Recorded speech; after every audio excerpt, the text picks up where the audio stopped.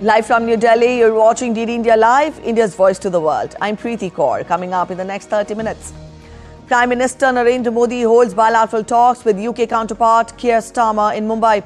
Trade, climate, defence and security on top of the agenda.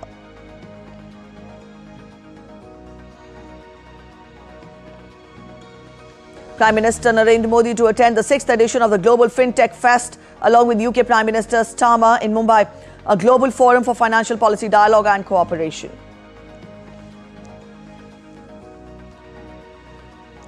Israel and Hamas deadlock ends. Trump says both agreed to the first phase of Gaza peace plan and hostage release.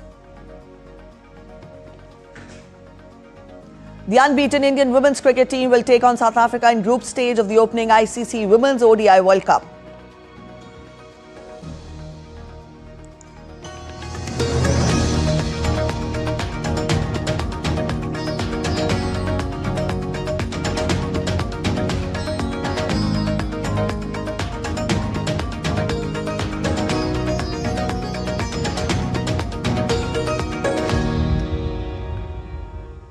Prime Minister Narendra Modi met with his UK counterpart Keir Starmer in Mumbai.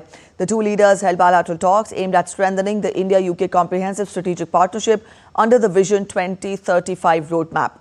This marks Prime Minister Starmer's first official visit to India following the signing of a major free trade agreement in July. He is accompanied by the largest ever UK trade delegation to India, which includes 125 prominent business leaders, entrepreneurs and university vice-chancellors.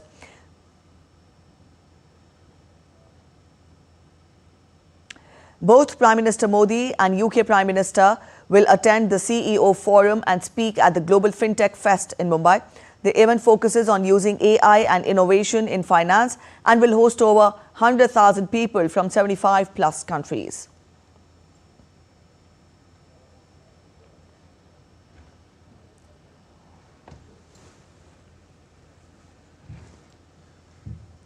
India's Commerce and Industry Minister Piyush Goyal called on UK Prime Minister Keir Starmer in Mumbai on Thursday morning. The minister in a social media post said, and I quote him, "Delighted to call on UK Prime Minister Keir Starmer, discussed avenues to further deepen India-UK trade and economic partnership for mutual prosperity." Piyush Goyal on Thursday announced the signing of the terms of reference to reposition the Joint Economic and Trade Committee. In a post on X, he asserted that this institutional reset is a game changer, strengthening the framework for strategic engagement between the two nations, driving the implementation of the India-UK CETA and boosting both nations' joint ambition to significantly enhance bilateral talks. And from here, we take you live to Bombay, where we told you that the delegation-level talks are taking place between the two leaders. Up on your screens, we see the visuals of the delegation-level talks being held between Prime Minister Narendra Modi. He is hosting UK Prime Minister Keir Starmer, and both the leaders are holding bilateral talks. As we told you, the bilateral talks are aimed at strengthening the India-UK comprehensive strategic partnership under the Vision 2035 roadmap. These talks are happening in Mumbai. Prime Minister Narendra Modi is hosting UK Prime Minister, the visiting dignitary, in Mumbai. And both the leaders are accompanied by delegation. And here we see in the visuals, India-UK bilateral talks happening in Mumbai. Remember, this is Prime Minister Starmer's first official visit to India after the signing of a major free trade agreement in July.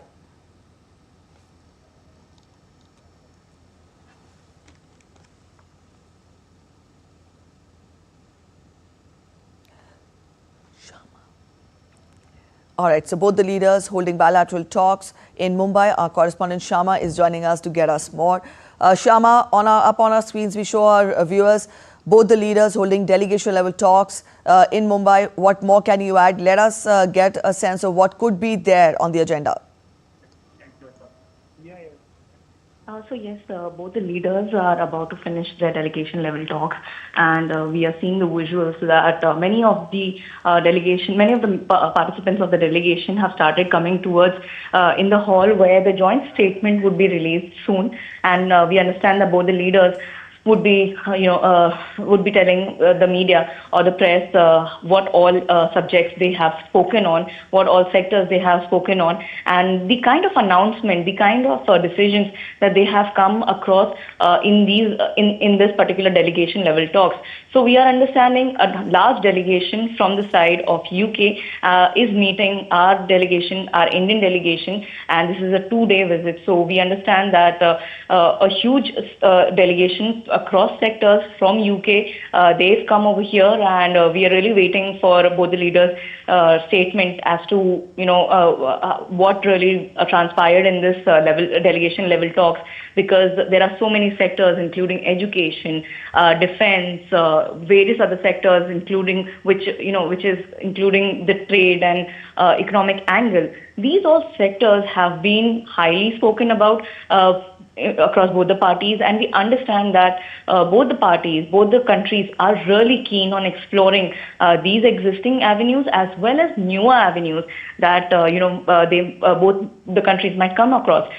Remember, this comes at a time, at a fortunate time when the world is seeing the issues of tariffs, and we all understand that how the US tariff issue has impacted many of the companies, many of the traders here in India and across the world, and in UK as well. So this comes at a very good time when both the countries can explore each other's markets with more access, with more affordability, because we remember the prices of the products, the duties of the products have significantly come down, and many of the products have come, the prices have come down immediately, and many of the products will be seeing the reduction in these tariffs over the years, over the time. So this is a long-term planning, and we are understanding that many of the products, including foods and beverages, drinks, education, cars, automobiles, AI, technology, all these aspects or all these sectors will largely benefit from this particular visit. And when our Prime Minister Narendra Modi, he had gone to the UK back in July 2025, this particular visit of UK Prime Minister could be a new leaf in the chapter, and laying more emphasis on that particular pact, also the pact wherein we are giving a vision. Both the countries are coming out with a vision of Vision 2035, and how India wants to be a self-reliant India. India wants to be a developed nation by 2047. So all these aspects will definitely come into account, will be counted once we take this particular aspect in the journey towards that achievement. So yes, a large delegation from the UK, and in some time we will hear from both the leaders on what all topics, what all sectors both these leaders have spoken on and their delegation have spoken on, and we are also hoping and assuming that in coming years the pacts or the delegation level talks will be coming into execution, will be planned out, and soon we will see the fruits of this execution, empowering or rather benefiting both the nation's sides, including the manpower, including the markets, exploring the markets, and all other aspects. Preeti. All right, Shama, yes. Now, when we talk of India-UK ties, these are not new ties, and they have, seen a number of changes in the leadership. Having said that, help us understand over the years, how has the relationship between the two countries evolved? Today, when we see both the leaders discuss bilateral issues, facing each other, what more avenues could be taken up for the relationship to further strengthen? Over the years, how has the relationship evolved? And also, when we look in the future, what is the scope of further strengthening of the relationship? Well, let's start from the past. We have all known that the people ties in the UK and India, that has really been strong. That has been one area which has been strengthened over the years and also needs more strengthening. So we can say that is one area which in the past and also in the future needs to be worked on, has been worked on, and this is one area really has to be kept in mind throughout the time. Apart from that, we have seen that Indian students largely, they go to the UK for studying, and they have been in their universities, in their colleges, and now the UK wants to bring their universities to India because they want the Indian students to get the kind of education or to get the kind of flavor the UK universities have. So we are understanding this is one avenue that will be explored, that has the potential, and this will be explored. Another area for cooperation is the security cooperation. We all understand how the conflict is not now human to human, it's machine and AI and technology. So this will be one area where both the countries will be collaborating more, will be talking more, whether it is counter-terrorism, cyber defense. These are the areas where they will be broadening their collaboration. Also in the Indo-Pacific, this is one area where both the countries would want to explore further. Apart from that, both the leaders, our Prime Minister especially, has been vocal about how climate change is affecting the entire world and how we are having our net zero by 2070 these targets. So even the UK is talking about the climate change. So one area to explore would be this, wherein they can come out with joint climate action to drive or to partner on clean energy, sustainable agriculture, or even in green innovation. That is one thing. Apart from that, already existing ones are the trade and investment. The entire pact, which is the CETA, has been, the basis of that has been this trade and agreement, trade and investment. So widening that market, the access, promotion of the India as a hub, or promotion of UK products in India, that would be one area where both the countries would be wanting. And it's a known fact that each country, whether the partner is doing agreement on certain points, both countries would be wanting that their products, their people should benefit, and this is also going to be seen here as well. We did talk about people-to-people ties, and according to the reports, we know that around 1.86 million Indian diaspora, people of Indian community, are there living in the UK, and can deepen those ties, and the economic links could also be strengthened from their particular. So these all things are really something both the countries would be wanting. Next stop is GFF. So obviously the technology, AI, the AI is the new buzzword. So AI, how India is progressing in it, what is the position now, what could be the potential. Both countries would be sharing their best practices. So many talks, many people, many companies on these particular aspects or sectors would also be coming in. GFF is one place which is the amalgamation or convergence of all people related to tech, and we believe that the UK Prime Minister would be getting the chance to see some of our innovations, and he'll also be meeting the CEOs, so he will understand what kind of progress India has made and what new Vision 2035 Right, adopted by the right, two Shama, I'll countries interrupt during you the visit here, of PM but Modi at to present, UK in July 2025 paved the way for strengthening cooperation and collaboration in education sector of India and UK. Leading universities of UK are now planning to establish their campuses in India. शिक्षा के क्षेत्र में भी दोनों देश मिलकर एक नया चैप्टर लिख रहे हैं. Our India-UK Vision 2035 strategy, pledging to work more closely on areas such as climate, education and health. 9 universities of UK are setting up campuses in India, with the University of Southampton leading the charge by setting up a campus in India in July 2025 under the new Education Policy 2020. These campuses will bring global classrooms within reach of Indian students at home. This will also enhance their access to international research opportunities and will promote university R&D collaboration and academia industry partnerships. We welcome the 9 UK universities to India, marking a new chapter in India-UK educational collaboration.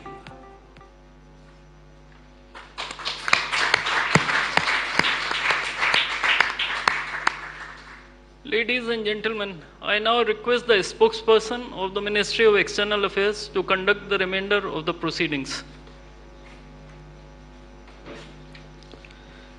Namaskar, good afternoon. Right Honorable Sir Keir Starmer, Prime Minister of the United Kingdom, Honorable Prime Minister of India, Shri Narendra Modi, Honorable Ministers, members of both delegation, distinguished guests and friends from the media.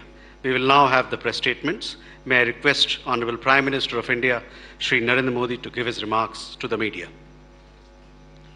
Your Excellency, Prime Minister Starmer, दोनों देशों के delegates, media के साथियों, नमस्कार। प्रधानमंत्री कीर Starmer की पहली भारत यात्रा पर आज उनका यहां मुंबई में स्वागत करते हुए मुझे बहुत प्रसन्नता हो रही है। फ्रेंड, प्राइम मिनिस्टर स्टारमर के नेतृत्व में भारत और यूके के रिश्तों में is it okay? It's fine.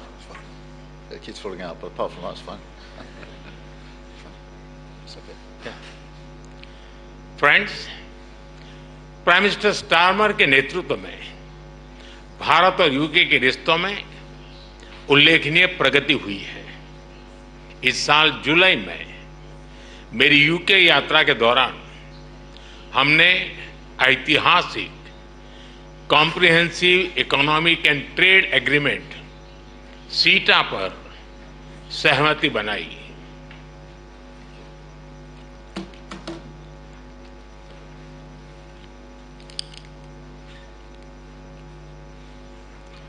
इस समझौते से दोनों देशों के इंपोर्ट कॉस्ट में कमी आएगी, युवाओं के लिए रोजगार के नए अवसर बनेंगे, व्यापार बढ़ेगा और इसका लाभ हमारे उद्योग तथा उपभोक्ता दोनों को ही मिलेगा। एग्रीमेंट के कुछ ही महीनों में आपका यह भारत दौरा और आपके साथ आया अब तक का सबसे बड़ा बिजनेस डेलीगेशन भारत यूके साझेदारी में आई नई ऊर्जा और व्यापक दृष्टि का प्रतीक है। फ्रेंड्स, कल भारत यूके के बीच बिजनेस लीडर की सबसे बड़ी समिट हुई। आज हम इंडिया यूके सीईओ फोरम और ग्लोबल फिनटेक फेस्टिवल को भी संबोधित करेंगे।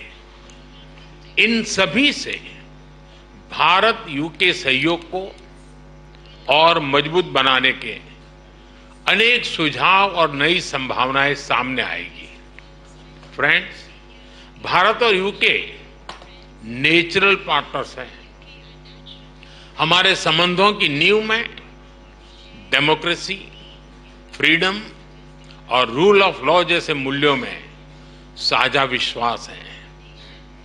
मौजूदा वैश्विक अस्थिरता के दौर में भारत और यूके के बीच ये बढ़ती हुई साझेदारी ग्लोबल स्टेबिलिटी और आर्थिक प्रगति का एक महत्वपूर्ण आधार बनी रही है। आज की बैठक में हमने इंडो पैसिफिक, वेस्ट एशिया में शांति और स्थिरता और यूक्रेन में चल रहे संघर्ष पर भी विचार साझा किए। यूक्रेन कॉन्फ्लिक्ट और गाजा के मुद्दे पर भारत डायलॉग और डिप्लोमेसी से शांति की बहाली के सभी प्रयासों का समर्थन करता है। हम इंडो पैसिफिक क्षेत्र में मैरीटाइम सिक्योरिटी कोऑपरेशन बढ़ाने के लिए पूर्ण रूप से प्रतिबद्ध है। फ्रेंड, भारत और यूके के बीच टेक्नोलॉजी पार्टनरशिप में अपार संभावनाएं हैं। हम यूके की इंडस्ट्रियल एक्सपर्टाइज R&D को भारत के टैलेंट और स्केल के साथ जोड़ने पर काम कर रहे हैं। पिछले वर्ष हमने India UK technology security initiative launch किया। इसके तहत हमने क्रिटिकल एंड इमर्जिंग टेक्नोलॉजीज में ज्वाइंट रिसर्च और इनोवेशन के लिए एक मजबूत मंच तैयार किया।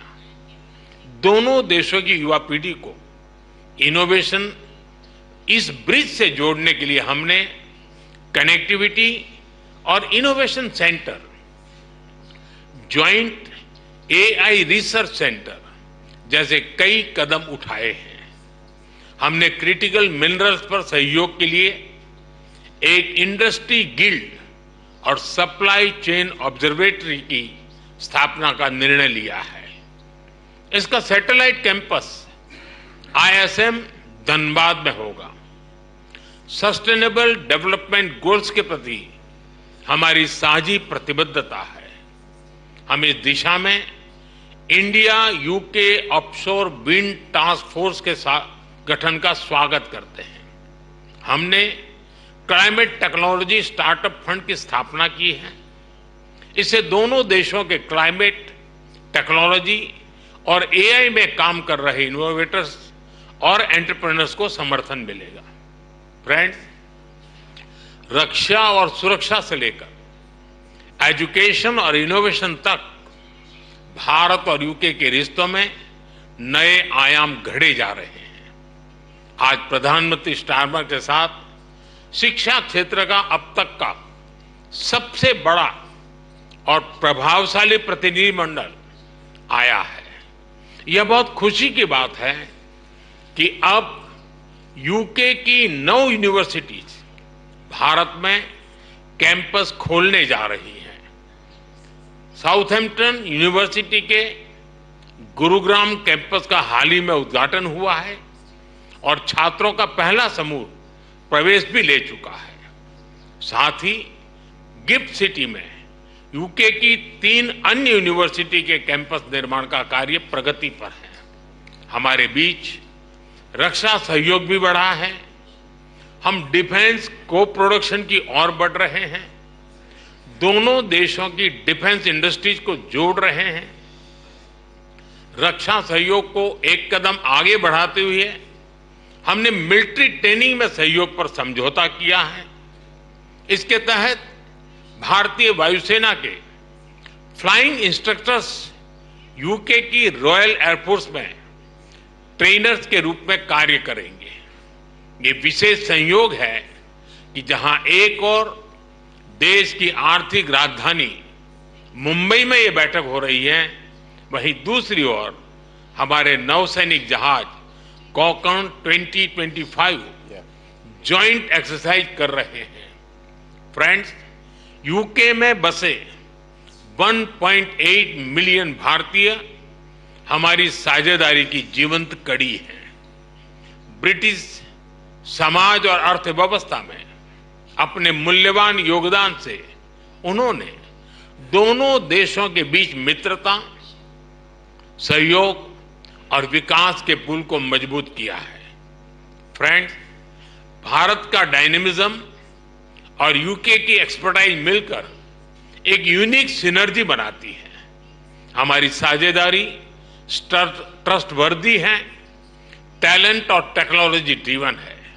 और आज जब मैं और प्रधानमंत्री स्टारमर मंच पर एक साथ खड़े हैं, तो यह हमारा स्पष्ट कमिटमेंट है कि हम एक साथ मिलकर दोनों देशों के लोगों के लिए एक उज्जवल भविष्य का निर्माण करेंगे। मैं एक बार फिर इस भारत यात्रा के लिए प्रधानमंत्री स्टारमर का, उनके डेलीगेशन का हार्दिक धन्यवाद देता हूं। बहुत बहुत धन्यवाद।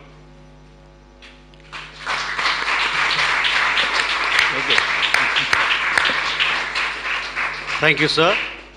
May I now request Right Honourable Sir Keir Starmer, Prime Minister of the United Kingdom, to give his remarks to the media. Namaskar, Dosto.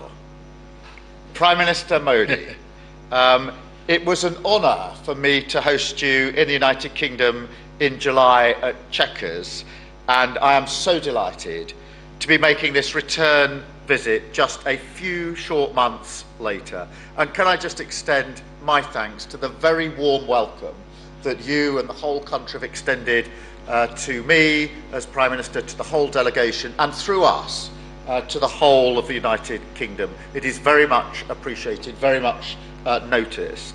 And it is an important statement as we stand here about our shared commitment to this special relationship, because we are building something here. We're creating a new, modern partnership focused on the future and on winning the opportunities that it offers, and we're doing it together. And that's why we struck the UK-India Comprehensive Economic and Trade Agreement in July, a breakthrough moment, years in the making, slashing tariffs, increasing access to each other's markets, to drive growth and create jobs for our people, and making life better in both of our nations. And beyond the words on the page of the agreement is the spirit and the confidence that that has given to our two great countries to work even more closely together, something which we've seen evidence during the course of this visit here over the last 2 days. It is significant that we're meeting here in Mumbai as India's economic and financial capital, because India's growth story is remarkable. I want to congratulate the Prime Minister on his leadership, aiming to be the world's third largest economy by 2028. And your vision of Viksit Bharat is to completely developed country by 2047. And everything I've seen since I've been here is absolute proof to me that you're on track to succeed in that. So we want to be partners on that journey.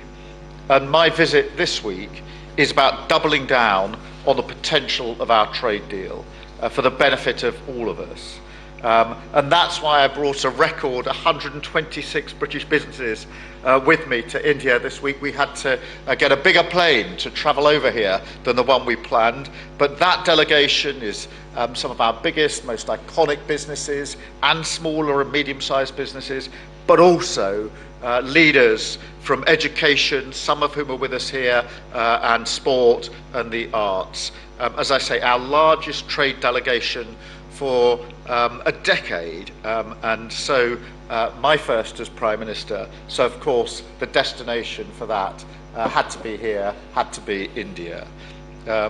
Later today, the Prime Minister and I will convene a renewed CEO forum, and that was much discussed yesterday as a direct channel for business. There was a real buzz in the room yesterday that this forum is going to have real life breathed into it to embody the agreement that we've already reached, to ensure that the deal does deliver the opportunities that we want to see. And we are committed to that. And when we leave India later on tonight, I expect that we will have secured major new investments, creating thousands of high-skilled jobs in the sectors of the future for both of our nations. The UK and India stand side by side as global leaders in tech and innovation, and so we've also taken the opportunity to deepen our cooperation through our technology security initiative, with new commitments on AI, advanced communication, defence technologies, and much, much more. We're announcing a deal to make Bollywood films in the United Kingdom after a fantastic visit to the studio yesterday, and we're deepening our cooperation in education, as we've evidenced here on the film and with the people that we have in the room. It is the younger generation in India who will lead the charge to deliver on that 2047 target. The demand for the best quality higher education is very high. So I'm really pleased that we're announcing today that more British universities will be setting up campuses right here in India, making Britain India's leading international provider of higher education and delivering on our vision 2035 that we set out in July. These incredible economic bonds are the jewel in the crown of this relationship. But of course, our cooperation goes much wider too. And so we've had the opportunity to discuss issues of vital importance to global stability and security, including the situation in the Middle East. I strongly welcome the news that a deal has been reached on the first stage of the peace plan in Gaza. This is a moment of profound relief that we felt around the world, but particularly for the hostages, their families, and for the civilian population of Gaza, who have all endured unimaginable suffering over the last 2 years. I'm grateful for the tireless diplomatic efforts of Egypt, Qatar, Turkey, the United States, and many others in securing this crucial first step. This agreement must now be implemented in full, without delay, and be accompanied by the immediate lifting of all restrictions on life-saving humanitarian aid to Gaza. The UK will support these crucial immediate steps and the next stages of the talks to ensure the full implementation of the peace plan. The Prime Minister and I also discussed the need for a just and lasting peace in Ukraine, the need for stability and security in the Indo-Pacific, and the need to cooperate in critical areas like climate and energy, including breaking away from dependence on fossil fuels. India is a global player. We sit together in the Commonwealth, the G20, and we want to see India taking its rightful place on the UN Security Council too. So we're committed to strengthening our strategic partnership. And in fact, as already been mentioned, our Carrier Strike Group is here in India right now, exercising with the Indian Navy, showing the strength of that relationship on defence and security, which we've discussed this morning. We want to take even further. And look, the whole thing, this particular partnership, goes much deeper. Because in the end, it is about people. The human connections between India and the UK are unique, forming what Prime Minister Modi has called the living bridge between our two countries. A bridge between people, a bridge between hearts, and in that spirit, Prime Minister, I want to express my deepest sympathies to all the victims of the Air India crash earlier this year. A terrible day and a tragedy for both of our nations. And it showed, frankly, that we are family. And I am proud this week that we're taking this incredible partnership between our two nations and making it stronger than ever for working people on both sides of that bridge. Finally, I'd like to take this opportunity as we enter the festive period to wish the people of India joy and happiness and a very happy Diwali. Diwali ki shubh kam inai. Thank you.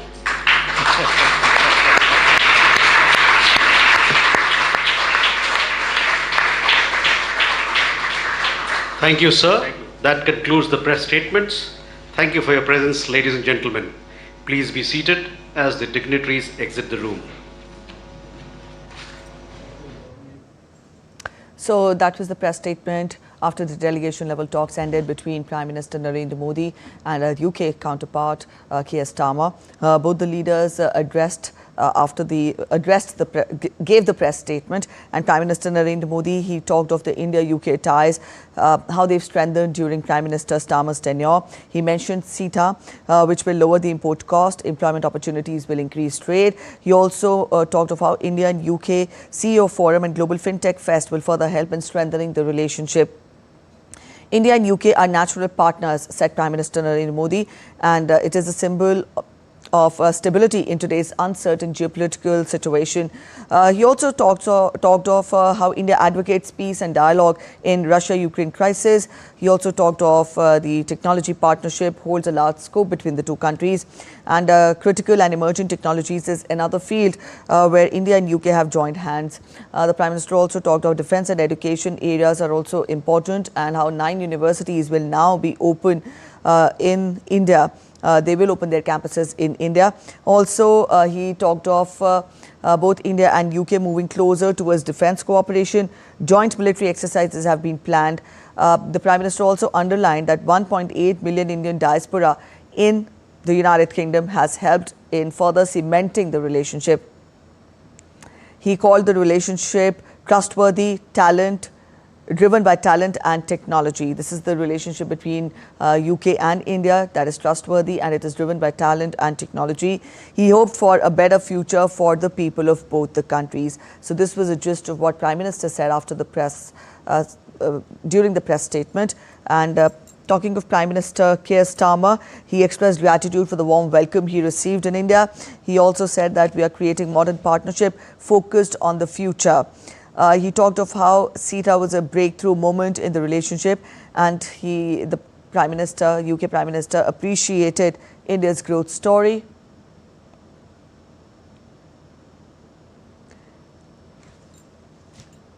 He also talked of doubling the trade between the two nations.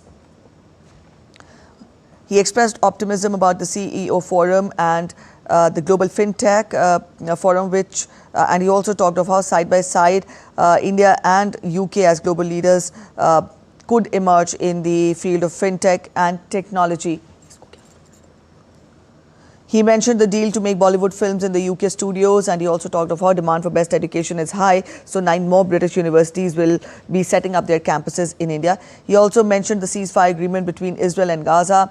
He also mentioned about the just and lasting peace in Ukraine. Prime Minister Narendra Modi also talked of how India advocates peace and diplomacy to end the Ukraine crisis. Both the leaders also discussed Indo-Pacific region and other issues of common interest. Prime Minister Keir Starmer said that he is committed to strengthening the partnership between India and UK, and he did underline that the human connection between India and the UK is unique. So this was a gist of what both the leaders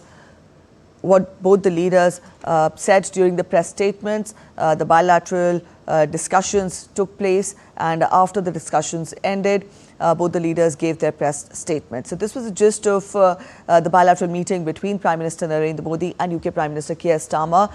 We're heading for a short break. In the bulletin that follows, we'll get you more details. Stay with us.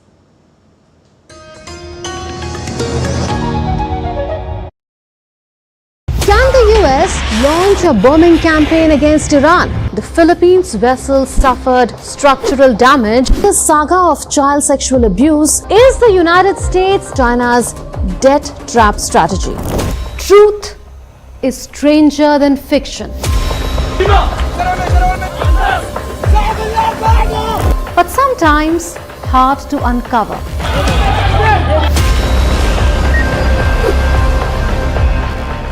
Trust us to tell the truth, unadulterated and pure, of every story that matters to you.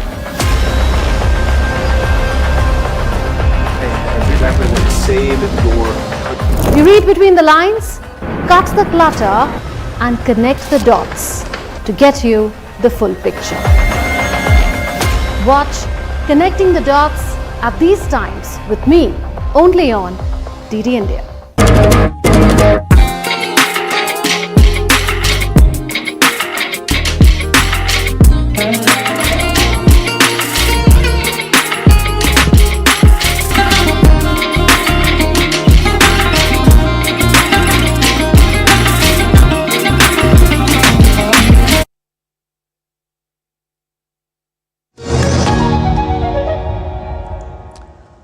Welcome back. After the break, you're watching DD India Live. Defence Minister Rajnath Singh is on an Australia visit aimed at strengthening defence and strategic cooperation between the two nations.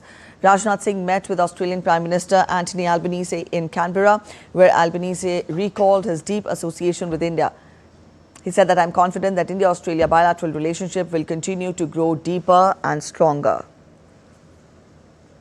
The minister also met his Australian counterpart, Richard Marles, where both the leaders reviewed the full spectrum of India-Australia defence cooperation, including defence industries, cyber defence, maritime security and regional challenges. India and Australia signed key defence agreements in the presence of Rajnath Singh and Australia's Deputy Prime Minister and Defence Minister Richard Marles. Rajnath Singh highlighted the rapid growth of India's defence industry and India's growing stature as a credible source of high-quality defence tech globally, and thanked Australia for its steadfast support on cross-border terrorism and shared regional stability. A welcome to country smoke ceremony was also held at the Australian Parliament to honour and welcome Rajnath Singh. The ceremony was part of a reconciliation process as it acknowledges the traditional ownership of the land and involves Aboriginal Australians in events that take place in their traditional lands.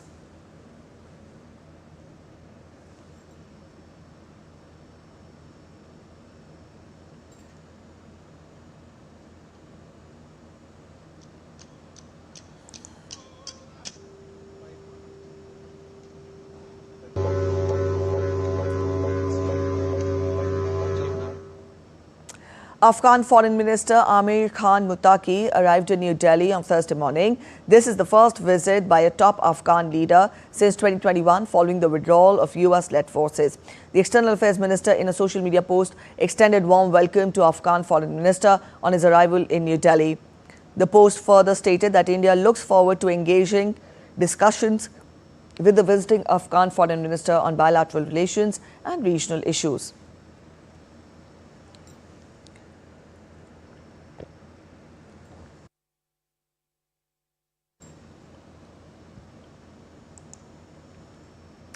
In a landmark achievement for the nation, India has been conferred with the prestigious International Social Security Association Award 2025 for outstanding achievement in social security.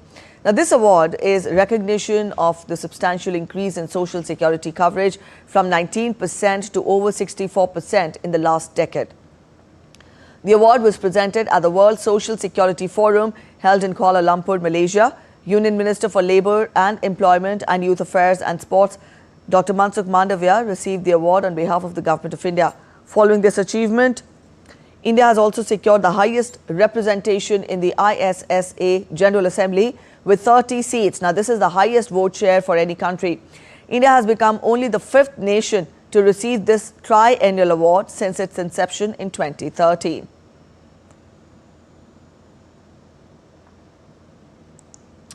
Israel and Hamas agreed on Thursday to the first phase of a Gaza ceasefire aimed at ending the Gaza conflict.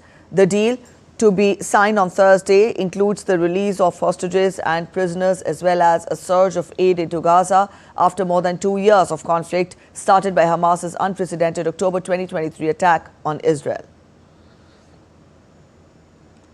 US President Donald Trump, in a social media post, announced that Israel and Hamas have both signed off on the first phase of his Gaza peace plan. This means that all of the hostages will be released very soon and Israel will withdraw their troops to an agreed-upon line as the first step towards a strong, durable and everlasting peace. Trump also thanked mediators Qatar, Egypt and Turkey, adding, "Blessed are the peacemakers."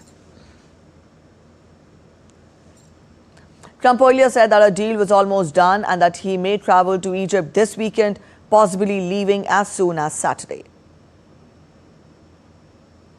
Peace for the Middle East. It's a beautiful phrase and we hope it's going to come true, but it's very close and they're doing very well. We have a great team over there, great negotiators, and there are unfortunately great negotiators on the other side also. But it's something I think that will happen, got a good chance of happening. I may go there sometime toward the end of the week, maybe on Sunday, actually. The US President, in a telephonic conversation with Fox News, said that hostages held in Gaza will probably be released on Monday. He further said that Gaza will be rebuilt after the completion of the phase 1 of the deal. The big thing is hostages are going to be released. It's probably, our time would be probably Monday. And, you know, it's they're a terrible situation. They're deep in the earth, and they're being gotten, and a lot of things are happening right now. As we speak, so much is happening to get the hostages freed, and we think they'll all be coming back on Monday. So it looks like that's the thing, and that'll include the bodies of the dead. Prime Minister Benjamin Netanyahu on Thursday said that Israel would bring home all the hostages held by Hamas in Gaza after U.S. President and mediators reported a deal to end the Gaza conflict. Netanyahu, in a social media post, said that he would convene the government on Thursday to approve the Gaza ceasefire agreement aimed at bringing home all the Israeli hostages. Netanyahu also thanked Israeli troops and U.S. President Donald Trump and his team for their mobilization for this sacred mission of releasing the hostages.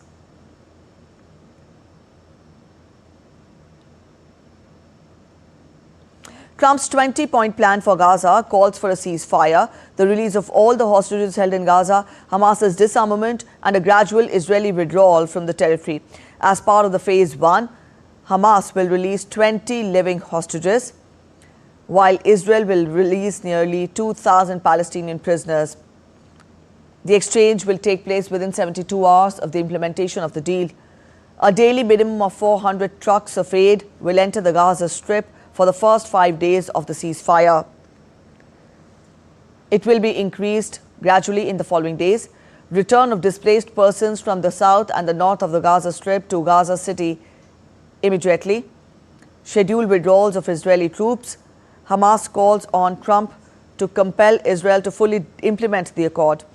The deal will be formally signed on Thursday around midday in Egypt.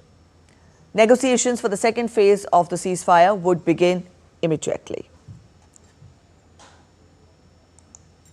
United Nations Secretary General Antonio Guterres welcomed the Israel-Hamas agreement on the first phase of Trump's Gaza peace plan.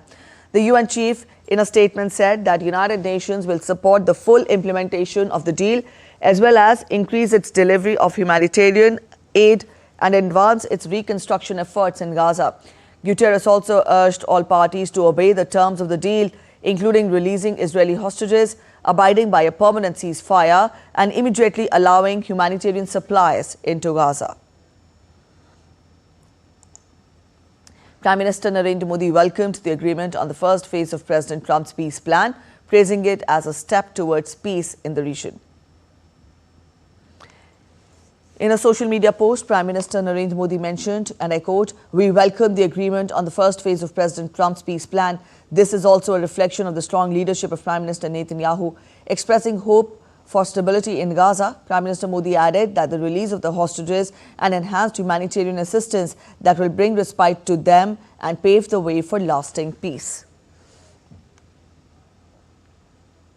India has maintained that it supports all diplomatic efforts aimed at restoring calm and addressing the humanitarian crisis in Gaza. Israeli and some other world leaders have hailed U.S. President Trump's announcement of an agreement of a first phase of a peace plan between Israel and Hamas, a ceasefire and a hostage deal. In the social media post on X, Israeli President Isaac Herzog thanked Trump for his incredible leadership towards securing the release of the hostages, bringing an end to the war and creating hope for a new reality in the Middle East. Argentine President Javier Milei also welcomed the deal in his own social media post in response to the agreement. Meanwhile, both Israel and Gaza erupted in celebrations as they welcomed the Phase 1 of the ceasefire and hostage release deal.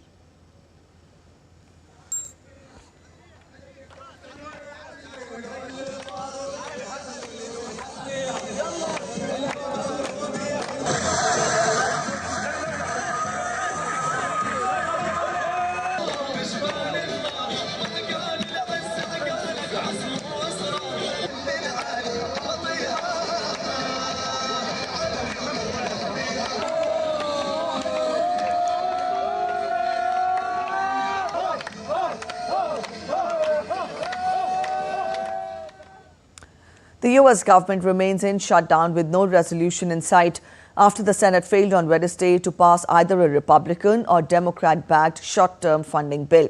The vote marked the sixth unsuccessful attempt to extend federal funding as the shutdown enters its eighth day.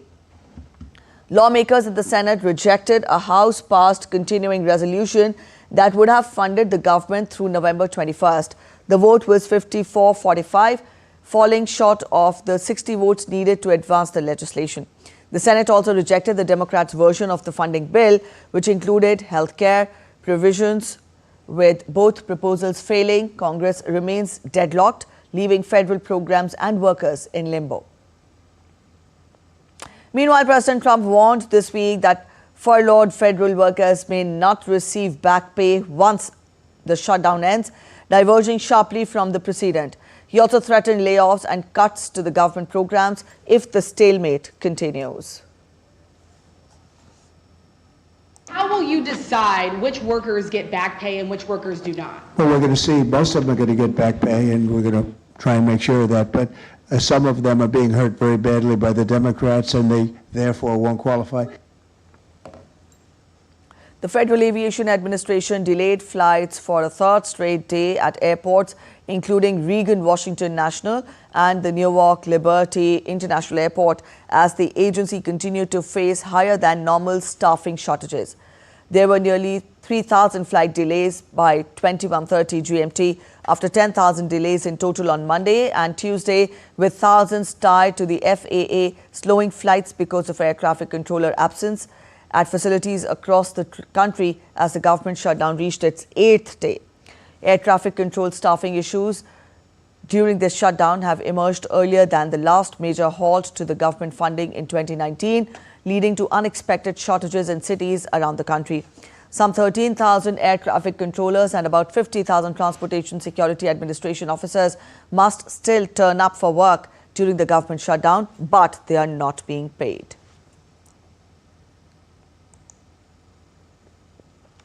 In Dhaka, Bangladesh, a few crude bombs went off near the Holy Cross College and Holy Rosary Church in the Farmgate area on Wednesday night. The blasts occurred around 10:15 p.m., causing panic among the people nearby. Eyewitnesses say two unknown men threw the bombs and fled. No casualties have been reported so far. Police reached the spot quickly, recovered the unexploded bombs and sealed off the area. An investigation is now underway to identify the perpetrators. The explosions have raised concerns about safety near the public places and places of worship. The 2025 winner of the Nobel Prize in Literature will be announced on Thursday. The Nobel Prize in Literature is a literary award for authors whose work demonstrates excellence and whose career represents a significant journey in literature, with past laureates like Rabindranath Tagore and Han Kang showcasing diverse literary paths. Here's more about the journey of this prestigious prize. Take a look. Words have the power to outlive time.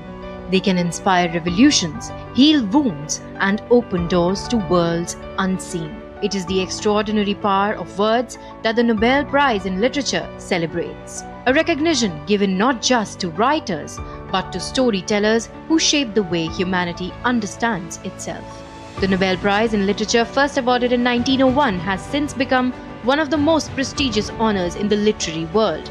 From poets to novelists, playwrights to essayists, the prize recognizes those who transform language into an art that resonates across generations and cultures. The Nobel Prize in Literature has been presented 117 times, honoring a total of 121 laureates from 1901 to 2024. The journey started in 1901 with Sully Prudhomme, the French poet and essayist who became the very first laureate.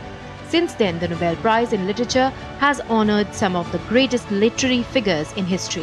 In 1913, Rabindranath Tagore placed India on the global literary map with his profoundly spiritual poetry. A decade later, in 1923, William Butler Yeats gave voice to the spirit of Ireland, and in 1948, T.S. Eliot was recognized for works that transformed the landscape of modern poetry. Over the years, the Nobel Prize in Literature has honored not just artistic brilliance, but also voices that sparked change.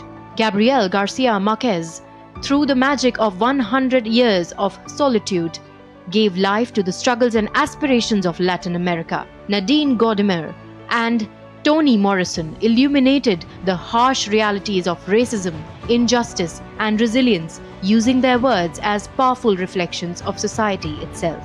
In recent years, the tradition continues with remarkable voices. In 2022, Annie Ernaux of France was honored with the Nobel Prize for her fearless writing on memory and identity, especially from women's perspective. The story of the Nobel Prize begins with Alfred Nobel, a Swedish chemist, engineer, and inventor best known for inventing dynamite. On 27 November 1895, just a year before his death, he signed his final will in Paris, dedicating most of his fortune to creating prizes that would recognize those whose work brought the greatest benefit to humanity. Alfred Nobel established 5 original categories: physics, chemistry, medicine, literature, and peace. The inaugural Nobel Prizes were awarded on 10th December 1901, commemorating the anniversary of his death. While most ceremonies were held in Stockholm, Sweden, the Peace Prize has always been presented in Oslo, Norway, a tradition that continues to this day. On October 9, 2025, the world will once again witness history as the Nobel Prize in Literature is announced. A new voice will be added to the chorus of great writers who have shaped our understanding of humanity through words. As we await the next laureate, one thing remains certain: the Nobel Prize in Literature is not just about honoring writers, but about celebrating the timeless power of stories to move hearts, challenge minds, and connect the world. All right, with that, we turn focus to sports news. The unbeaten Indian women's cricket team will take on South Africa in the group stage of the ongoing ICC Women's ODI World Cup on Thursday. In their last match, Harleen Deol and Richa Ghosh's batting blitz, along with Kriti God's 3-wicket haul, proved how balanced the Indian team is. After crushing New Zealand in their recent encounter, thanks to Tasmin Britt's stun, South Africa have also found their rhythm. India sit comfortably at the second spot in the points table with 2 consecutive victories. Meanwhile, the Proteas are placed at the 5th position with 1 win and 1 loss. The top 4 teams at the end of the group stage will qualify for the semi-finals. That's it in this edition of DD India Live. But let us know your thoughts on the news of the day. For those of you on the go, you can get all the latest news and updates from India and across the world on the DD India mobile app. Now, this app is available on both Android and iOS platforms, and you can download the respective QR codes. We'll be back with more news as it breaks here on DD India. I'm Preeti Kaur signing off, and from all of us here in Delhi, thanks for watching DD India Live.